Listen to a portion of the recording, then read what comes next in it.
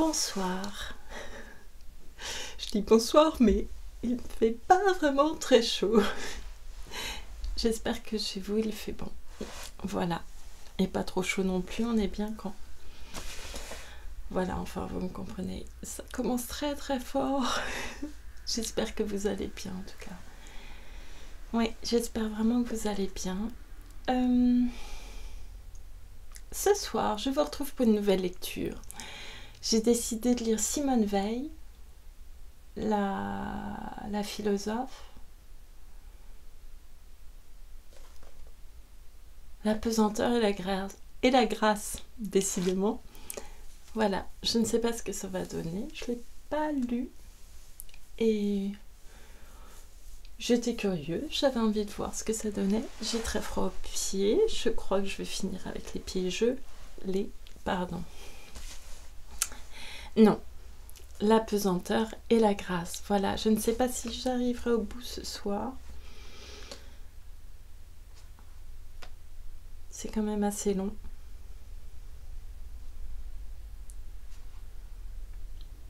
Nous verrons bien. Quand je dis nous, c'est vous.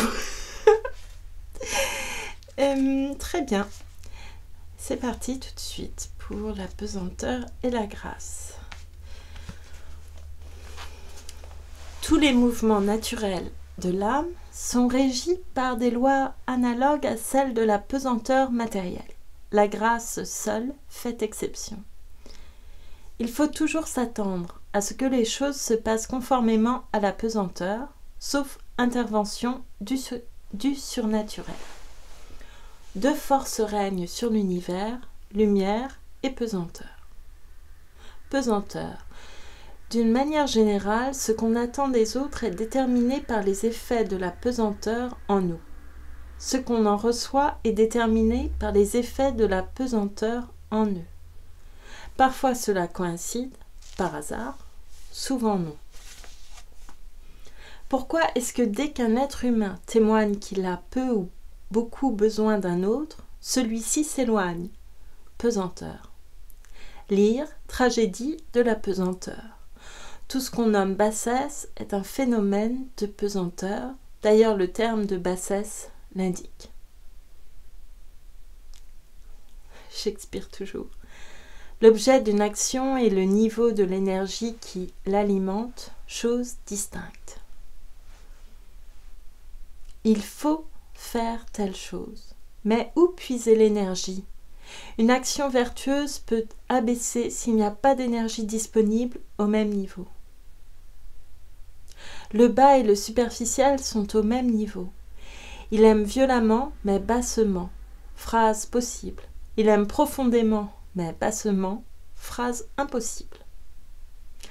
S'il est vrai que la même souffrance est bien plus difficile à supporter par un motif élevé que par un motif bas, les gens qui restaient debout, immobiles, de 1 à 8 heures du matin pour avoir un œuf, l'auraient très difficilement fait pour sauver une vie humaine. Une vertu basse est peut-être, à certains égards, mieux à l'épreuve des difficultés, des tentations et des malheurs qu'une vertu élevée. Soldat de Napoléon. De là l'usage de la cruauté pour maintenir ou relever le moral des soldats. Ne pas l'oublier par rapport à la défaillance. C'est un cas particulier de la loi qui met généralement la force du côté de la bassesse. La pesanteur en est comme un symbole. Que alimentaire. Une même action est plus facile si le mobile est bas que s'il est élevé. Les mobiles bas enferment plus d'énergie que les mobiles élevés. Problème. Comment transférer au mobile élevé l'énergie dévolue au mobile bas?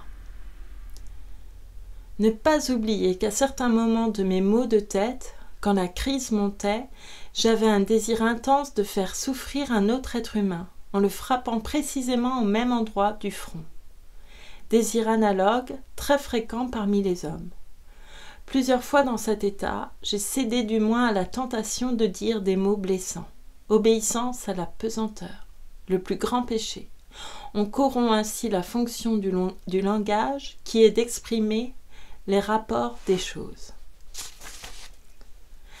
Attitude de supplication. Nécessairement, je dois me tourner vers autre chose que moi-même, puisqu'il s'agit d'être délivré de soi-même. Tenter cette délivrance au moyen de ma propre énergie, ce serait comme une vache qui tire sur l'entrave et tombe ainsi à genoux. Alors on libère en soi de l'énergie par une violence qui en dégrade davantage. Compensation au sens de la thermodynamique, cercle infernal dont on ne peut être délivré que d'en haut. L'homme a la source de l'énergie morale à l'extérieur, comme de l'énergie physique, pourriture, respiration. Il la trouve généralement, et c'est pourquoi il a l'illusion, comme au physique, que son être porte en soi le principe de sa conservation. La privation seule fait sentir le besoin. Et, en cas de privation, il ne peut pas s'empêcher de se tourner vers n'importe quoi de comestible. Un seul remède à cela, une chlorophylle permettant de se nourrir de lumière. Ne pas juger. Toutes les fautes sont égales. Il n'y a qu'une faute, ne pas avoir la capacité de se nourrir de lumière. Car cette capacité étant abolie, toutes les fautes sont possibles. Ma nourriture est de faire la volonté de celui qui m'envoie. Nul autre bien que cette capacité. Descendre d'un mouvement où la pesanteur n'a aucune part. La pesanteur fait descendre. L'aile fait monter. Quelle aile à la deuxième puissance peut faire descendre sans pesanteur? La création est faite du mouvement descendant de la pesanteur, du mouvement ascendant de la grâce et du mouvement descendant de la grâce à la deuxième puissance. La grâce, c'est la loi du mouvement descendant. S'abaisser, c'est monter à l'égard de la pesanteur morale. La pesanteur morale nous fait tomber vers le haut.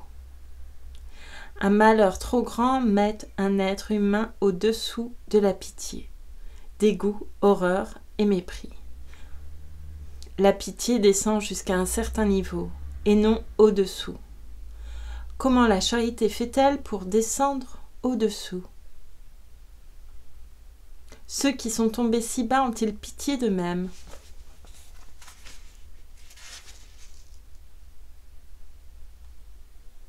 Vide et compensation.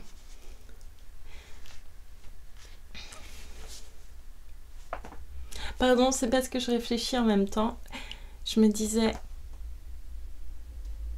que cette femme, je connais pas exactement sa vie, je connais simplement que c'était une femme d'une famille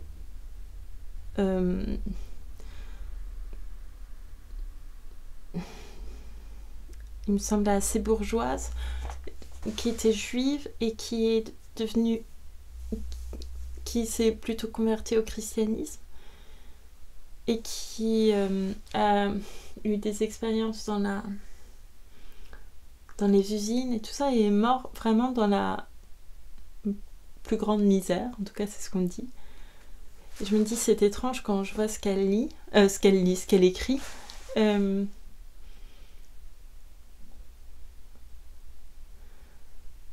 Je me dis que d'autres auraient été enfermés pour moins que ça. Mais c'est sans jugement. C'est intéressant ce qu'elle dit. Même si je me posais des questions par rapport, par exemple, à l'énergie. Mais comme je ne peux pas avoir de réponse de votre part, je ne sais pas trop si je vais vous poser ces questions. C'est une question que je me posais. Puisque l'énergie, si j'ai bien compris, je suis pas sûre d'être très douée en physique.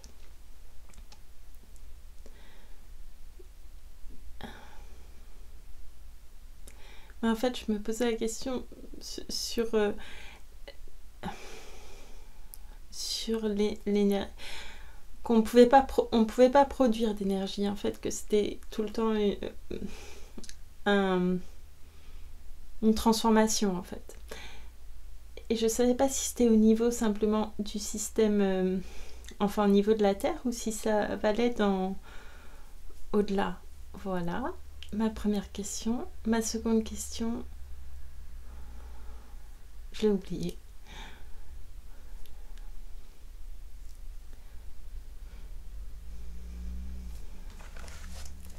Je crois que ça vaut pas que sur la Terre, que ça vaut dans tout l'univers, tous les univers. Mais je ne suis pas certaine. Il faudrait que je me renseigne ou que vous... Peut-être que vous avez la réponse. Et je ne sais pas. Si vous pouvez me l'indiquer en dessous, ça serait gentil.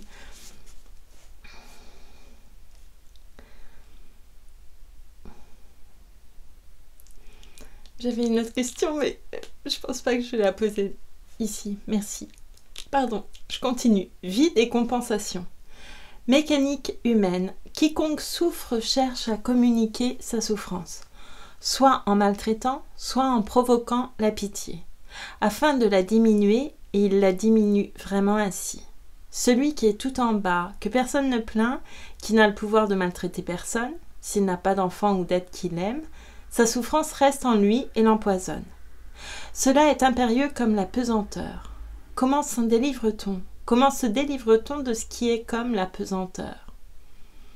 Tendance à répandre le mal hors de soi. Je l'ai encore.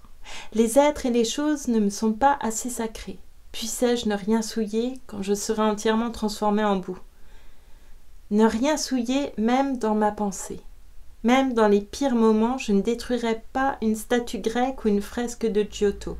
Pourquoi donc autre chose ? Pourquoi, par exemple, un instant de la vie d'un être humain qui pourrait être un instant heureux ? Impossible de pardonner à qui nous a fait du mal, si ce mal nous abaisse. Il faut penser qu'il ne nous a pas abaissés, mais a révélé notre vrai niveau. Désir de voir autrui souffrir ce qu'on souffre, exactement. C'est pourquoi, sauf dans les périodes d'instabilité sociale, les rancunes des misérables se portent sur leurs pareils. C'est là un facteur de stabilité sociale. Sur leurs pareils ou ceux qui sont en dessous. Ou ceux juste au-dessus, en général. Non, les rancunes, je suis d'accord. Ceux qui sont juste... Ceux qui sont en dessous aussi. Ceux qui n'ont rien. Tendance à répandre la souffrance hors de soi. Si, par excès de faiblesse, on ne peut ni provoquer la pitié ni faire du mal à autrui, on fait du mal à la représentation de l'univers en soi. Toute chose belle et bonne est alors comme une injure.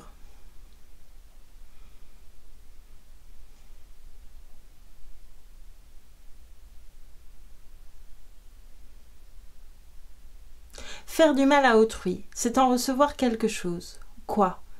Qu'a-t-on gagné et qu'il faudra repayer quand on a fait du mal ? On s'est accru, on est étendu, on a comblé un vide en soi en le créant chez autrui. Pouvoir faire impunément du mal à autrui, par exemple passer sa colère sur un inférieur et qu'il soit forcé de se taire, c'est s'épargner une dépense d'énergie, dépense que l'autre doit assumer. De même pour la satisfaction illégitime d'un désir quelconque. L'énergie qu'on économise ainsi est aussitôt dégradée. Pardonner, on ne peut pas. Quand quelqu'un nous a fait du mal, il se crée en nous des réactions. Le désir de la vengeance est un désir d'équilibre essentiel. Chercher l'équilibre sur un autre plan, il faut aller par soi-même jusqu'à cette limite. Là, on touche le vide. Aide-toi, le ciel t'aidera. Mot de tête. À tel moment, moindre douleur en la projetant dans l'univers, mais univers altéré. Douleur plus vive, une fois ramenée à son lieu, mais quelque chose en moi ne souffre pas et reste en contact avec un univers non altéré. Agir de même avec les passions, les faire descendre, les ramener à un point et s'en désintéresser. Traiter ainsi notamment toutes les douleurs, les empêcher d'approcher les choses. La recherche de l'équilibre est mauvaise parce qu'elle est imaginaire, la vengeance. Même si en fait on tue ou torture son ennemi, c'est en un sens imaginaire. L'homme qui vivait pour sa cité, sa famille, ses amis, pour s'enrichir, pour accroître sa situation sociale, etc. Une guerre, et on l'emmène comme esclave, et dès lors, pour toujours, il doit s'épuiser jusqu'à l'extrême limite de ses forces simplement pour exister. Cela est affreux, impossible, et c'est pourquoi il ne se présente pas devant lui de fin si misérable qu'il ne s'y accroche, ne serait-ce que de faire punir l'esclave qui travaille à ses côtés. Il n'a plus le choix des fins. N'importe laquelle est comme une branche pour qui se noie. Ce dont on avait détruit la cité et qu'on emmenait en esclaves n'avait plus ni passé ni avenir. De quel objet pouvaient-ils emplir leurs pensées? De mensonges et des plus infimes, des plus pitoyables convoitises, prêts peut-être davantage à risquer la crucifixion pour voler un poulet qu'auparavant la mort dans le combat pour défendre leur ville. Prêts peut-être davantage à risquer la crucifixion pour voler un poulet qu'auparavant la mort dans le combat pour défendre leur ville. Sûrement même, ou bien ces supplices affreux n'auraient pas été nécessaires. Ou bien il fallait pouvoir supporter le vide dans la pensée. Pour avoir la force de contempler le malheur, quand on est malheureux, il faut le pain surnaturel. Le mécanisme par lequel une situation trop dure abaisse est que l'énergie fournie par les sentiments élevés est, généralement, limitée.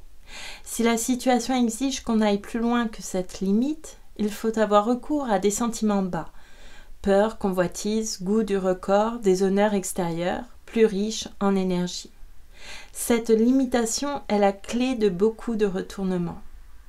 Tragédie de ceux qui, s'étant portés par amour du bien dans une voie où il y a à souffrir, arrivent au bout d'un temps donnés à leurs limites et s'avilissent.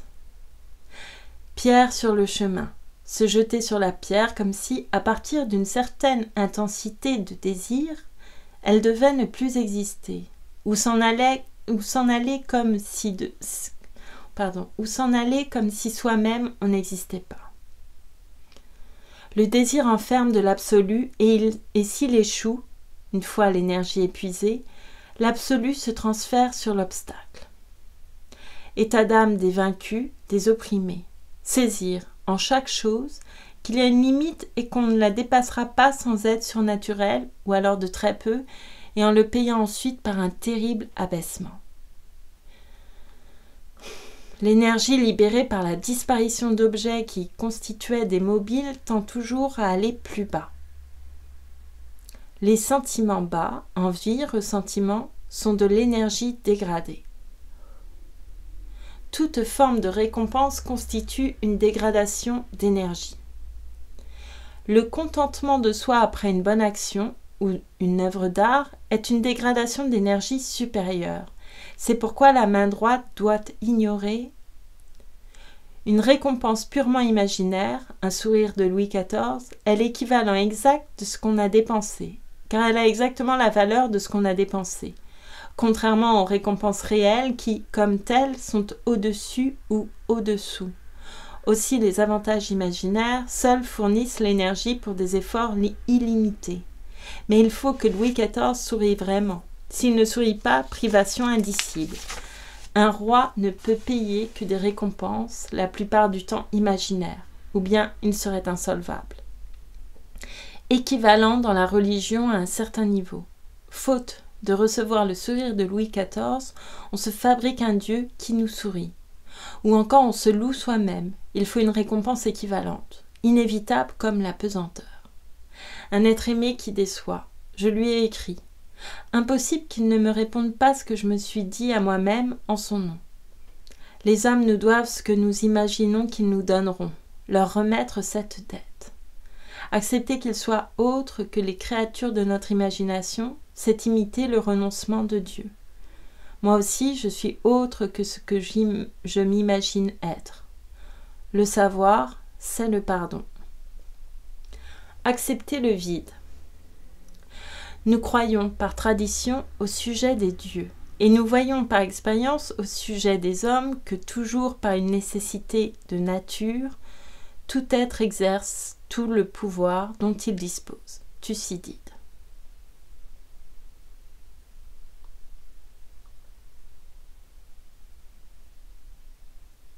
Comme du gaz, l'âme tend à occuper la totalité de l'espace qui lui est accordé.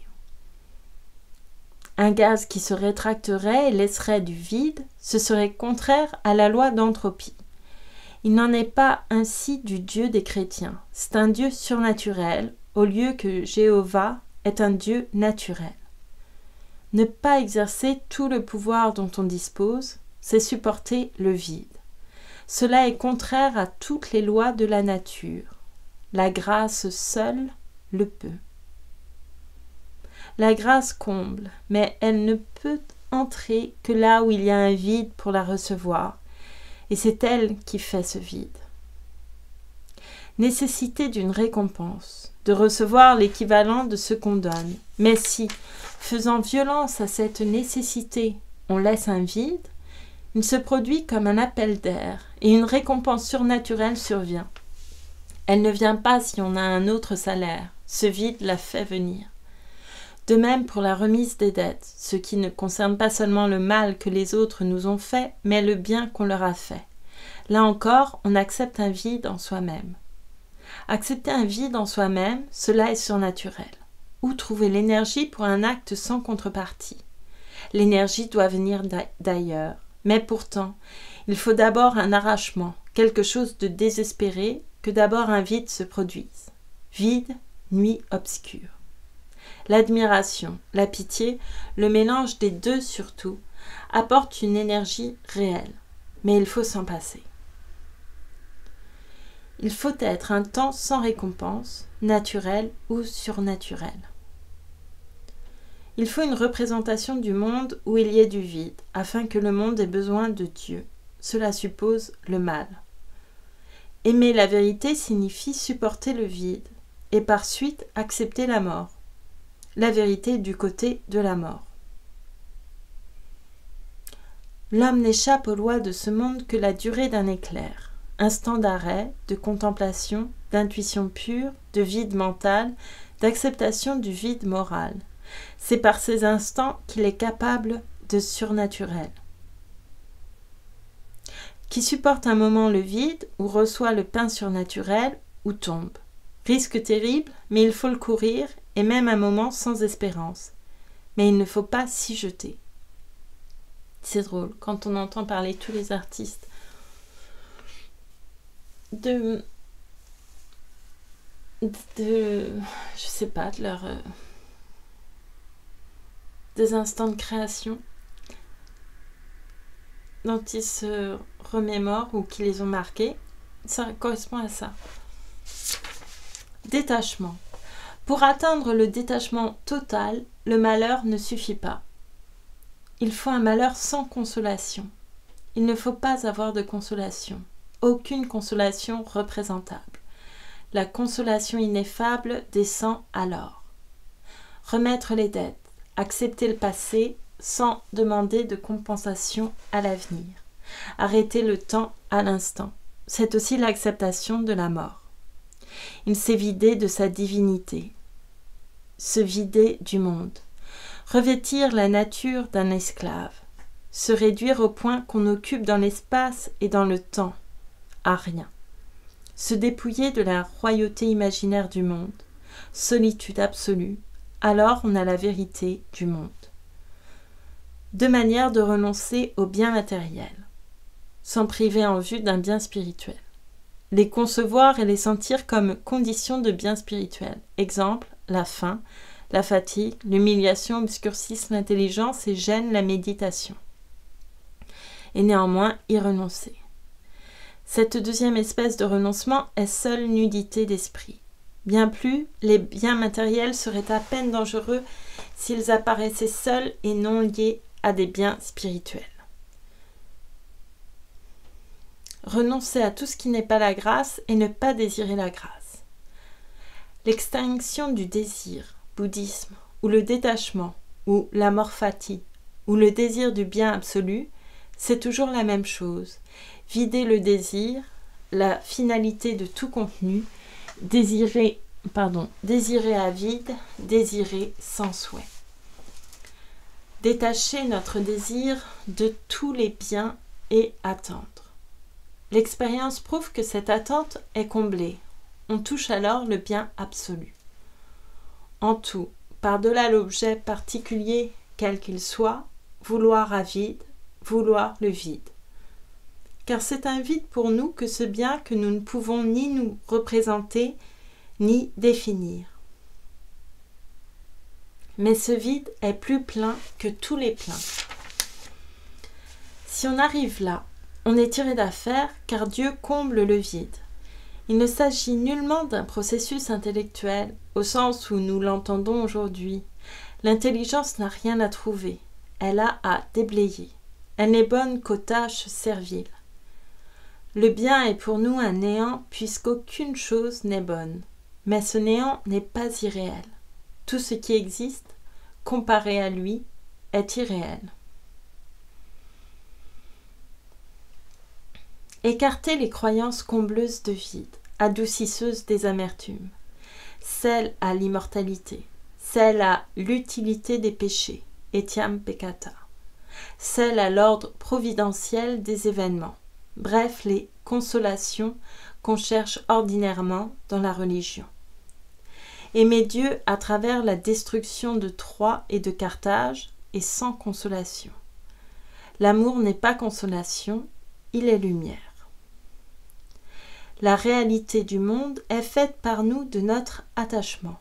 C'est la réalité du moi transportée par nous dans les choses. Ce n'est nullement la réalité extérieure. Celle-ci n'est perceptible que par le détachement total. Ne resta-t-il qu'un fil? Il y a encore attachement. Le malheur qui contraint à porter l'attachement sur des objets misérables met à nu le caractère misérable de l'attachement. Par là, la nécessité du détachement devient plus claire. L'attachement est fabricateur d'illusions, et quiconque veut le réel doit être détaché. Dès qu'on sait que quelque chose est réel, on ne peut plus y être attaché. L'attachement n'est pas autre chose que l'insuffisance dans le sentiment de la réalité. On est attaché à la possession d'une chose parce qu'on croit que si on cesse de la posséder, elle cesse d'être. Beaucoup de gens ne sentent pas avec toute leur âme qu'il y a une différence du tout au tout entre l'anéantissement d'une ville et leur exil irrémédiable hors de cette ville. La misère humaine serait intolérable si elle n'était diluée dans le temps. Empêcher qu'elle se dilue pour qu'elle soit intolérable. Et quand ils se furent rassasiés de larmes, Iliade, encore un moyen de rendre la pire souffrance tolérable. Il ne faut pas pleurer pour ne pas être consolé.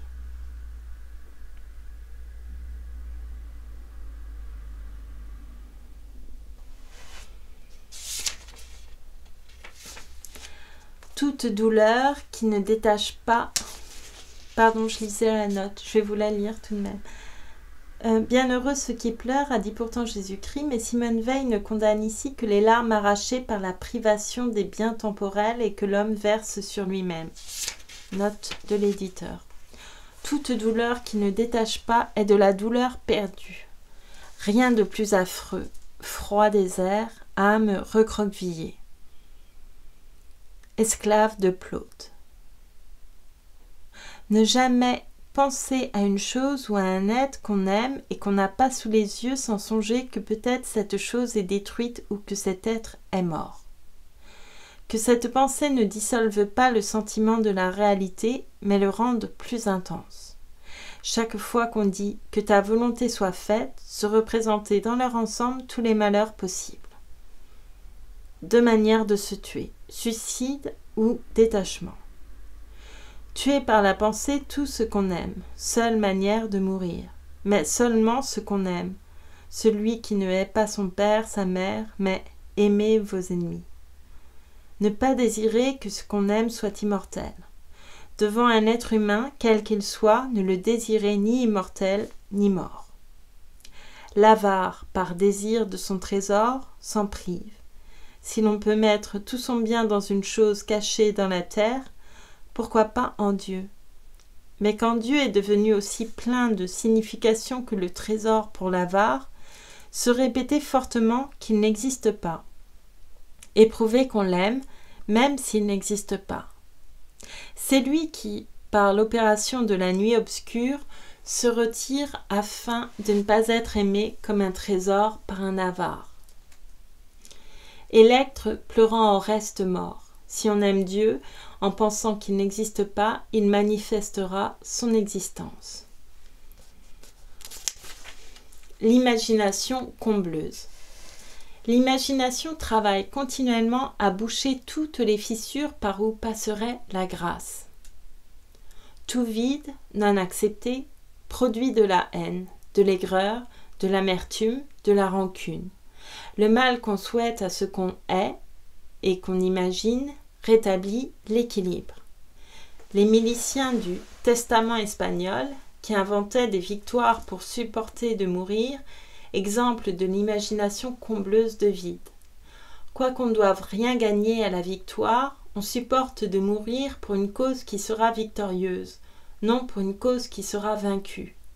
Pour quelque chose d'absolument dénué de force, ce serait surhumain, disciple du Christ. La pensée de la mort appelle un contrepoids. Et ce contrepoids, la grâce mise à part, ne peut être qu'un mensonge.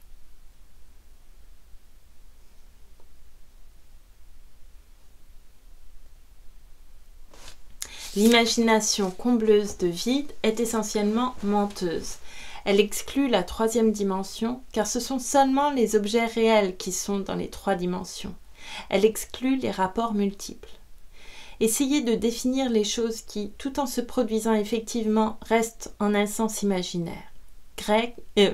Guerre, crime, vengeance, malheur extrême. Les crimes en Espagne se commettaient effectivement et pourtant ressemblaient à de simples vantardises. Réalités qui n'ont pas plus de dimension que le rêve. Dans le mal comme dans le rêve, il n'y a pas de lecture multiple, d'où la simplicité des criminels. Crimes plats comme des rêves des deux côtés, côté du bourreau et côté de la victime. Quoi de plus affreux que de mourir dans un cauchemar? Compensation. Marius imaginait la vengeance future. Napoléon songeait à la postérité. Guillaume II désirait une tasse de thé. Son imagination n'était pas assez fortement accrochée à la puissance pour traverser les années. Elle se tournait vers une tasse de thé. Adoration des grands par le peuple du XVIIe siècle. La Bruyère. C'était un effet de l'imagination combleuse de vide, effet évanoui depuis que l'argent s'y est substitué. Deux effets bas, mais l'argent plus encore. Dans n'importe quelle situation, si on arrête l'imagination combleuse, il y a vide, pauvre en esprit. Dans n'importe quelle situation, mais dans certaines, au prix de quel abaissement, l'imagination peut combler le vide. C'est ainsi que les êtres moyens peuvent être prisonniers, esclaves, prostitués, et traverser n'importe quelle souffrance sans purification. Continuellement suspendre en soi-même le travail de l'imagination combleuse de vide. Si on accepte n'importe quel vide, quel coup du sort peut empêcher d'aimer l'univers?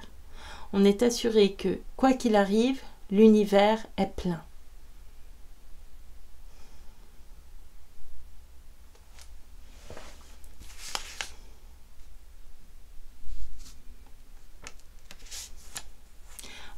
Pardon, je réfléchis en même temps, je réfléchissais sur la guerre, l'imagination combleuse quand elle disait on peut imaginer perdre la vie pour la victoire, mais pas pour la défaite. Et je pensais à ces...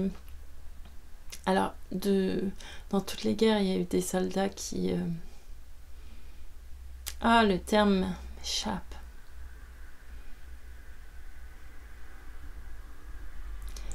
Qui refusaient de se battre et fuyaient. Comment dit-on? Le terme m'échappe, peu importe. Vous m'avez, je pense, comprise. Mais donc, à la guerre 14-18, les soldats allemands, voyant que vraiment c'était terminé,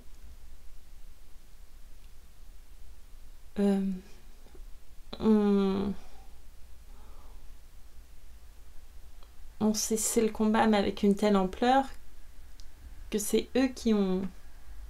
Je crois que c'est ça qui a provoqué la reddition de l'Allemagne.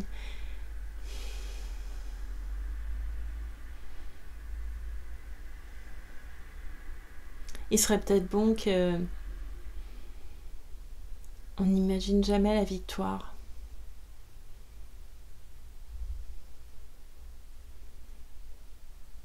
et que le patriotisme n'existe pas. Pardon, je dis ça en riant, mais c'est pas une histoire... c'est assez sérieux.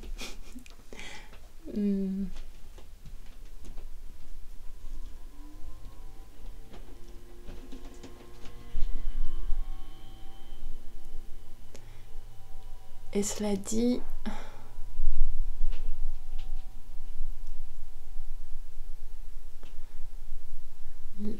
Cette paix qu'on nous vend avec la mondialisation a un effet un peu pervers aussi.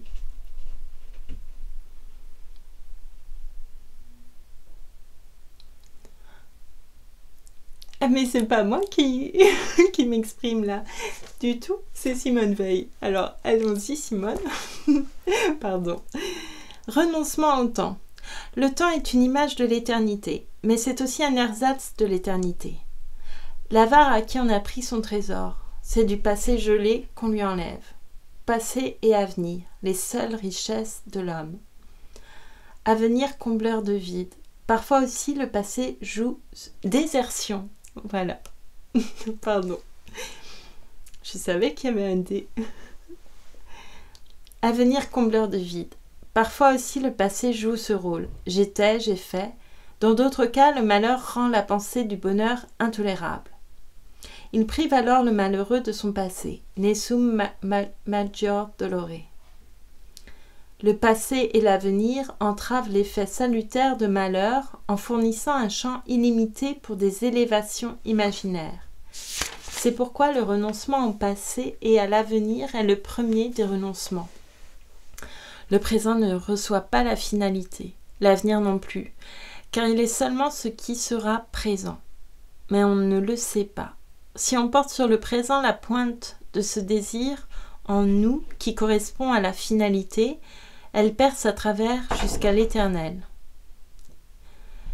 C'est là l'usage du désespoir qui tourne de l'avenir. C'est là l'usage du désespoir qui détourne de l'avenir. J'étais pas très concentrée sur ce paragraphe, excusez-moi, je vais le reprendre. Le présent ne reçoit pas la finalité, l'avenir non plus, car il est seulement ce qui sera présent. Mais on ne le sait pas. Si on porte sur le présent la pointe de ce désir en nous, qui correspond à la finalité, elle perce à travers jusqu'à l'éternel. C'est là l'usage du désespoir qui détourne de l'avenir. Quand on est déçu par un plaisir qu'on attendait et qui vient, la cause de la déception, c'est qu'on attendait de l'avenir. Et une fois qu'il est là, c'est du présent. Il faudrait que l'avenir fût là sans cesser d'être l'avenir. Absurdité dont seule l'éternité guérit. Le temps et la caverne. Sortir de la caverne, être détaché, consiste à ne plus s'orienter vers l'avenir. Un mode de purification. Prier Dieu non seulement en secret par rapport aux hommes, mais en pensant que Dieu n'existe pas. Dieu n'existe pas en effet à la manière des choses créées qui constituent, pour nos facultés naturelles, l'unique objet d'expérience. Aussi le contact avec la réalité surnaturelle est-il vécu d'abord comme une expérience du néant. Note de l'éditeur. Piété à l'égard des morts. Tout faire pour ce qui n'existe pas. La douleur de la mort d'autrui, c'est cette douleur du vide, du déséquilibre, effort désormais sans objet, donc sans récompense. Si l'imaginaire y supplée, abaissement. Laisse les morts enterrer leurs morts. Et sa propre mort, n'en est-il pas de même? L'objet, la récompense sont dans l'avenir. Privation d'avenir, vide, déséquilibre. C'est pourquoi philosopher, c'est apprendre à mourir. C'est pourquoi prier est comme une mort. Quand la douleur et l'épuisement arrivent au point de faire naître dans l'âme le sentiment de la perpétuité, en contemplant cette perpétuité avec acceptation et amour, on est arraché jusqu'à l'éternité. Désirer sans objet. La purification est la séparation du bien et de la convoitise. Descendre à la source des désirs pour arracher l'énergie à son objet. C'est là que les désirs sont vrais en tant qu'énergie. c'est l'objet qui est faux, mais arrachement indicible dans l'âme à la séparation d'un désir et de son objet. Si l'on descend en soi-même, on trouve qu'on possède exactement ce qu'on désire. Si l'on désire tel être, mort, on désire un être particulier, limité. C'est donc nécessairement un mortel. Et on désire cet être-là, cet être qui, que, etc. Bref, cet être qui est mort, tel jour, à telle heure. Et on l'a. Mort. Si on désire de l'argent, on désire une monnaie, institution. Quelque chose qui ne peut être acquis que dans telle ou telle condition. Donc on ne le désire que dans la mesure où, or dans cette mesure, on l'a. La souffrance, le vide sont en de tels cas le mode d'existence des objets du désir. Qu'on écarte le voile d'irréalité et on verra qu'ils nous sont donnés ainsi. Quand on le voit, on souffre encore, mais on est heureux. Arriver à savoir exactement ce qu'a perdu l'avare à qui on a volé son trésor, on apprendrait beaucoup. Lauzun est la charge de capitaine de mousquetaires. Il aimait mieux être prisonnier et capitaine de mousquetaires que libre et non capitaine. Ce sont des vêtements. Ils eurent honte d'être nus. Perdre quelqu'un. On souffre que le mort, l'absent, soit devenu de l'imaginaire, du faux. Mais le désir qu'on a de lui n'est pas imaginaire. Descendre en soi-même où réside le désir qui n'est pas imaginaire. Faim. On imagine des nourritures, mais la faim elle-même est réelle, se saisir de la faim. La présence du mort est imaginaire, mais son absence est bien réelle. Elle est désormais sa manière d'apparaître. Il ne faut pas chercher le vide, car ce serait tenter Dieu que de compter sur le pain surnaturel pour le combler. Il ne faut pas non plus le fuir. Le vide est la plénitude suprême, mais l'homme n'a pas le droit de le savoir. La preuve est que le Christ lui-même l'a ignoré complètement, un moment. Une partie de moi doit le savoir, mais les autres non, car si elles le savaient à leur basse manière, il n'y aurait plus de vide. Le Christ a eu toute la misère humaine, sauf le péché. Mais il a eu tout ce qui rend l'homme capable de pécher. Ce qui rend l'homme capable de pécher, c'est le vide. Tous les péchés sont des tentatives pour combler des vides. Ainsi ma vie pleine de souillures est proche de la sienne parfaitement pure. Et de même pour les vies beaucoup plus basses, si bas que je tombe, je ne m'éloignerai pas beaucoup de lui. Mais cela, si je tombe, je ne pourrai plus le savoir.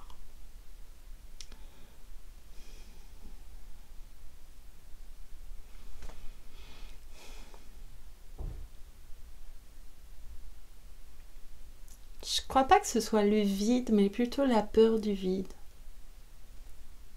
Ou la peur de regarder. Je ne sais pas. Je me détache un peu.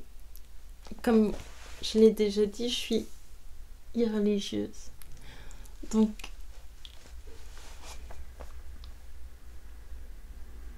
voilà.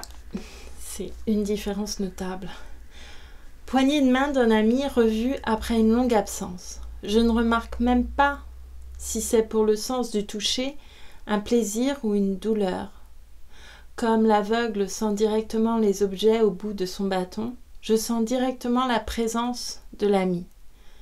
De même les circonstances de la vie, quelles qu'elles soient, et Dieu. Cela implique qu'il ne faut jamais chercher une consolation à la douleur, car la félicité est au-delà du domaine de la consolation et de la douleur. Elle est perçue avec un autre sens, comme la perception des objets au bout d'un bâton ou d'un instrument est autre que le toucher proprement dit. Cet autre sens se forme par le déplacement de l'attention au moyen d'un apprentissage où l'âme tout entière et le corps participent. C'est pourquoi dans l'Évangile, je vous dis que ceux-là ont reçu leur salaire. Il ne faut pas de compensation. C'est le vide dans la sensibilité qui porte au-delà de la sensibilité. Reniement de saint Pierre. Dire au Christ « Je te resterai fidèle », c'est déjà le renier, car c'était supposer en soi et non dans la grâce la source de la fidélité. Heureusement, comme il était élu, ce reniement est devenu manifeste pour tous et pour lui. Chez combien d'autres de telles vantardises s'accomplissent? Et ils ne comprennent jamais. Il était difficile d'être fidèle au Christ. C'était une fidélité avide. Bien plus facile d'être fidèle jusqu'à la mort à Napoléon. Bien plus facile pour les martyrs, plus tard, d'être fidèles car il y avait déjà l'Église, une force, avec des promesses temporelles. On meurt pour ce qui est fort, non pour ce qui est faible, ou du moins pour ce qui, étant momentanément faible, garde une auréole de force. La fidélité à Napoléon à Sainte-Hélène n'était pas une fidélité avide. Mourir pour ce qui est fort fait perdre à la mort son amertume, et en même temps tout son prix. Supplier un homme, c'est une tentative désespérée pour faire passer à force d'intensité son propre système de valeurs dans l'esprit d'un autre. Supplier Dieu, c'est le contraire. Tentative pour faire passer les valeurs divines dans sa propre âme. Loin de penser le plus intensément qu'on peut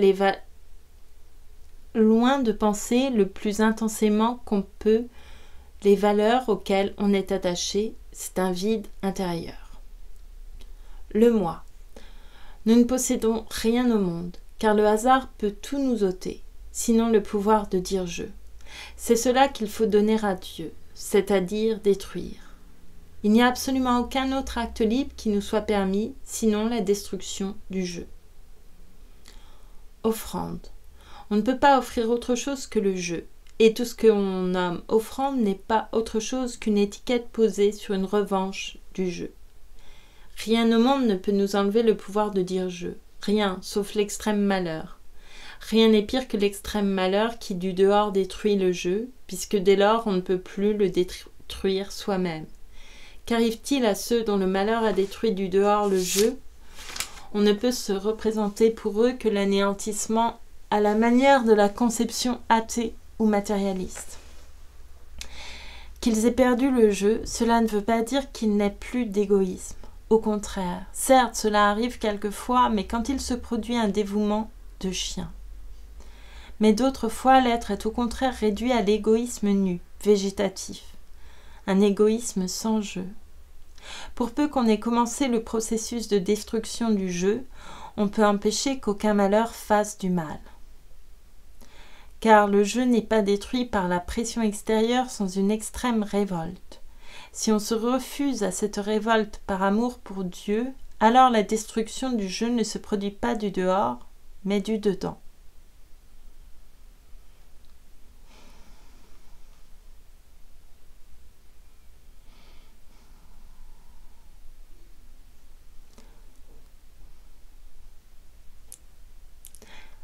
Pardon, je m'arrête beaucoup pour réfléchir, c'est le problème des lectures un peu plus philosophiques peut-être, même si dans plein d'œuvres il y a plein de choses qui me font réfléchir, mais...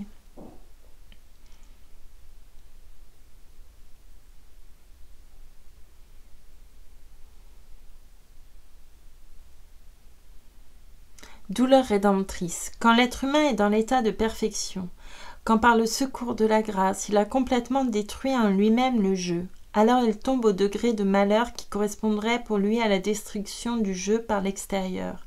C'est là la plénitude de la croix. Le malheur ne peut plus en lui détruire le jeu, car le jeu en lui n'existe plus, ayant entièrement disparu et laissé la place à Dieu.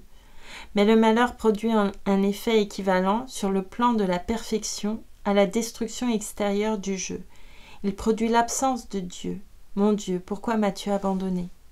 Qu'est-ce que cette absence de Dieu produite par l'extrême malheur dans l'âme parfaite?